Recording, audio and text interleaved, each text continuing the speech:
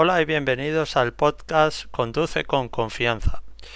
Hoy estamos en el test número 19.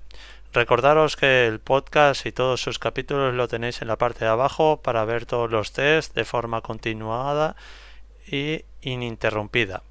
Sin más dilación, voy a comenzar con las preguntas y respuestas. 1. El conductor de un vehículo pretende incorporarse a la circulación. ¿Debe cerciorarse previamente de que pueda hacerlo sin peligro? Sí, incluso siguiendo las indicaciones de otra persona si fuera necesario. 2. ¿La falta de experiencia al volante puede ser una de las culpas que expliquen los accidentes de tráfico que sufren los conductores? Sí, es una de las causas de los accidentes protagonizadas por jóvenes. 3. Con carácter general, ¿es suficiente revisar la presión de inflado de los neumáticos 1 o 2 veces al mes? 4. Esta línea blanca vertical discontinua indica que deben detenerse los autobuses y taxis. 5. ¿Es una infracción sancionable salpicar a los peatones por circular a gran velocidad sobre un charco de agua? Sí. 6. ¿Cuál es el primer paso a realizar para conocer si un accidentado respira? Asegurarse de que la vía aérea está abierta. 7.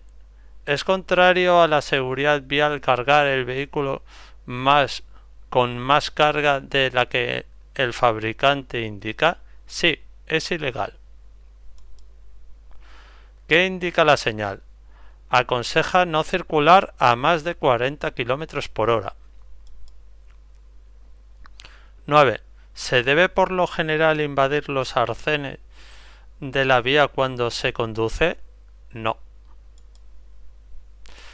10. ¿Debe un automóvil en una carretera que cruza un carril para bicicletas ceder el paso a los ciclistas? Sí, siempre. 11. ¿Puede el conductor de una motocicleta bajo cualquier circunstancia superar la velocidad máxima genérica en una carretera convencional? No, en ningún caso. 12.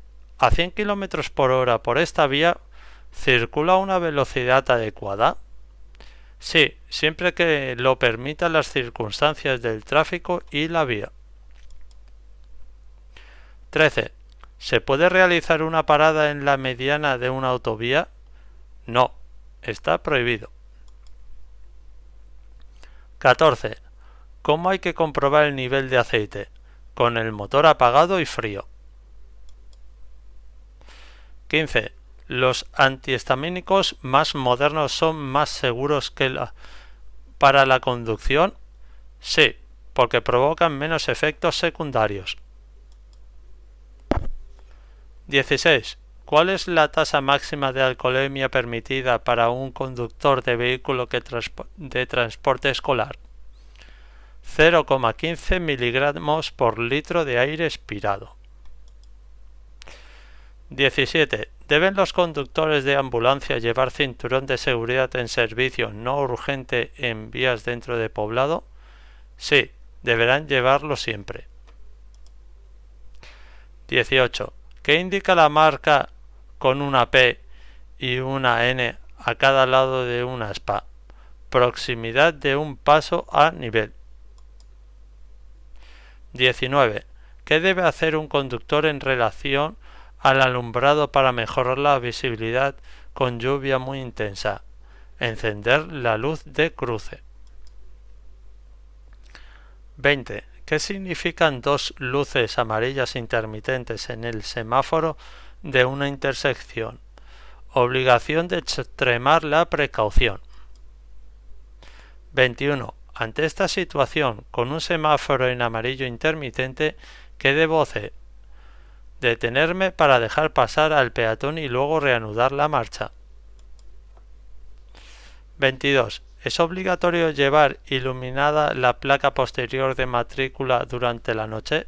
Sí, en todo tipo de vías. 23. Cuando llueve es importante comprobar de vez en cuando los frenos. 24. El vehículo que se encuentra parado en el semáforo quiere girar a la izquierda. ¿Deberá tener encendido el indicador de dirección izquierdo?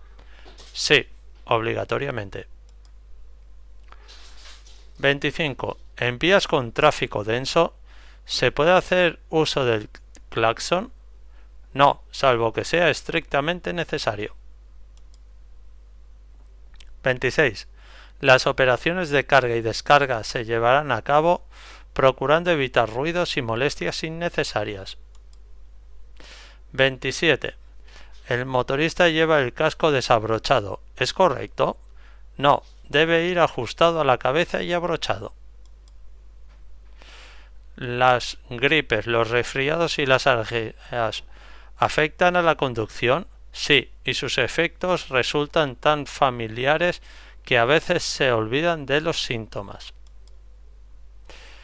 29. Si circula marcha atrás para estacionar, no está permitido recorrer más de 15 metros ni invadir un cruce de vías. 30. ¿Es obligatorio que las motocicletas el uso de alumbrado de corto alcance durante el día? Sí.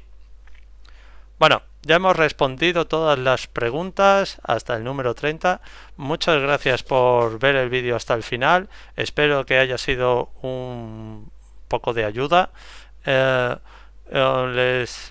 Les deseo mucha suerte el día del examen y muchas gracias por visitarnos. Gracias y hasta luego.